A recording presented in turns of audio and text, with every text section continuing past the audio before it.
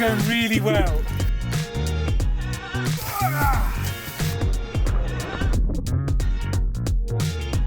Hello, I'm Dan from EDEMO Electric Bikes, and today me and Rufus are going to spend some time in the scorching hot heat riding both a Superdelite, and Rufus is coming along on the Tinker. We're going to go and do some off-road riding, really to show you what the bikes are capable of, but more importantly, what the Superdelite is capable of. We're down near Sidmouth, down on the south coast. The route that we've picked is from a book called Bike Packing, which is one of the books that inspired me to get into doing this type of thing. Jurassic roller coaster is the one we're going to do. We've loaded it up onto our sat nav so we can see it here, and then from here we're going to go and do, it says whatever it is, about 23 miles, about 2.5 hours of riding. There we go. So we're just going to follow this up north.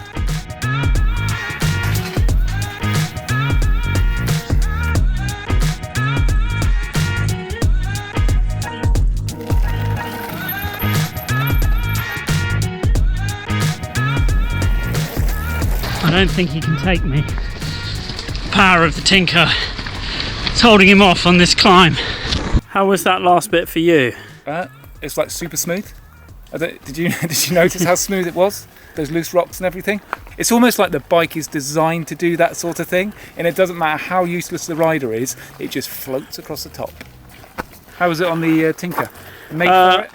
It was a bit of a struggle. It's maybe not made for this, but it's impressive it's gone this far, isn't it? Yeah, you got to choose your path on that guy. Whereas on your tractor, you just... I was going to say, mine's just like, aim straight and just keep going. Yeah. It has got a little bit technical.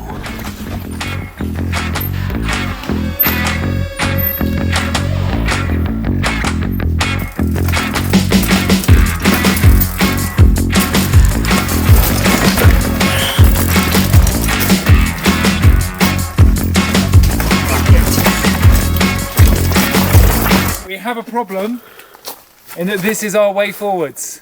A tree down on our path, and the only way to go through it was to lift it. So if anybody's ever said that lifting these over a gate was difficult, try lifting one through a tree. You know that people say, oh, I'm gonna have trouble lifting them. It's not true, they're fine. But just don't climb a tree with them.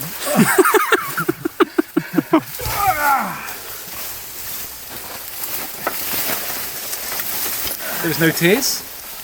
I've hurt my back, but I've come out in one piece, and I think the bike's in one piece, and we'll find out in about 5 minutes' time when we head off down the track. So we're all good. Really enjoyed it.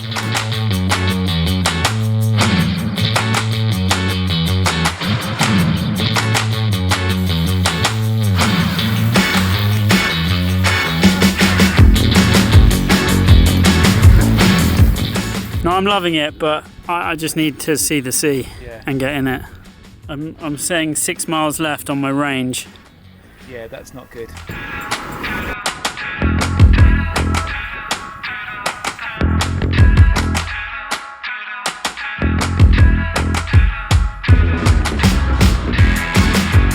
Oh, praise the Lord. I look like a big excited kid. You do, yeah. I mean, you always look like that, but...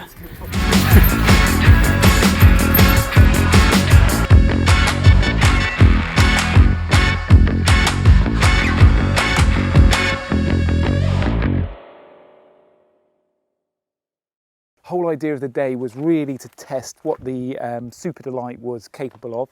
This one, a Superdelite GT roll-off we took, so an 1125 watt-hour battery. Absolutely superb for the job, full suspension bike, really comfortable, had a great day on it. Some incredible climbing that we did, and I kind of had in my head that the suspension was really about sort of dropping off the hills, doing the fast downhill stuff, but actually on some of the really loose rock as we were climbing up the hill, this bike was absolutely amazing. It's definitely not a light bike, and I wouldn't recommend climbing trees with it. Over the 20 odd miles in total, I probably ended up using just over half the battery, so not too much at all. unlike Rufus. So Rufus has come along today on the Tinker. So this one has got a Gen 3 motor in it. It's a belt drive onto a varial hub. Big difference is it's obviously only front suspension on it on a 20-inch tyre with a 500 watt-hour battery. Managed to use the whole lot, but just over 20 odd miles off-road. We got to our swim about 1.5 miles from the car at the end of the ride. We didn't realise actually it was a really steep hill back up to the van. And that's the point that Rufus ran out of battery. Oh, this is not the weather for pushing up hills. Quite an impressive little bike. Would you pick it for the ride that we did? No. It's really not suitable for it, but actually, do you know what? It's come home in one piece, and so's Rufus, most importantly. I guess one of the really good things that I found was I kind of thought about the sat nav in the past that, okay, you know, it's nice, it's good to be able to get your routes. It's been an absolute godsend today. Normally you'd have to stop, get out the map, work out where you are, and then, you know, carry on. We've literally just been able to whip around the corner onto the next thing and keep going. So huge amount of time has been saved by having the sat nav. So as an option, it's £140 more than the kiosk display or the kiosk cockpit that comes on it. I will definitely be recommending this to everybody now. It is definitely worth it if you're going to do this sort of thing. There was one little section where we could have either gone across a little bridge or you could have just gone down the dip and up. And obviously I want to show you how good the bike is. So I attempted the down and back up again, but then as I lost control, I went to put my foot down and I was lacking anywhere to put my foot down. Are you all right?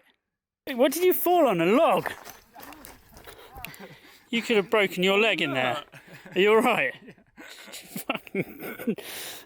Oh, it was so close. Luckily I didn't break anything. Yeah, and it was only my pride that was damaged, so it's quite good. We did 20 odd miles off road, and you know, you can do it on any bike. So Rufus proved that by taking the Tinker along. It was probably nowhere near as enjoyable as my bike ride on the Superdelite. Today was probably the first time that I really got to push to the limits, maybe not to the limits of what it's capable, but push it sort of more. And I really started to feel the benefit of the front and rear suspension, and now I'm sort of on the edge of, do I chop in my Supercharger 2 and go for one of these, or do I just add it to the collection? Add it to the collection. Don't tell my wife.